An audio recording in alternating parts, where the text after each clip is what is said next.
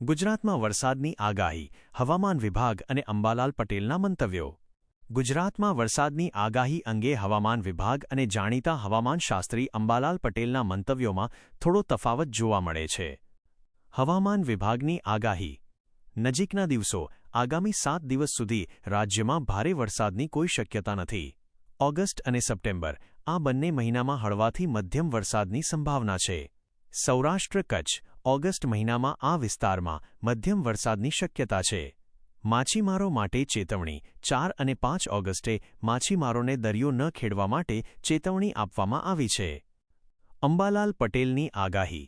August મહિનો, રાજ્યના અનેક ભાગોમાં વરસાદ પડશે. સૌરાષ્ટ્રના કેટલાક વિસ્તારોમાં ભારે વરસાદને કારણે પૂર જેવી સ્થિતિ સર્જાઈ શકે છે. અંતિમ સપ્તાહ, ઓગસ્ટ મહિનાનું છેલ્લું અઠવાડિયું ભારે રહેશે, જેમાં રાજ્યમાં ભારેથી અતિભારે વરસાદની આગાહી કરવામાં આવી છે. સારાંશ રૂપે, હવામાન વિભાગ આગામી સમયમાં હળવા વરસાદની શક્યતા વ્યક્ત કરી રહ્યું છે, જ્યારે અંબાલાલ પટેલ ઓગસ્ટના અંતમાં ભારે વરસાદ અને પૂરની સ્થિતિ સર્જાવાની આગાહી કરી રહ્યા છે.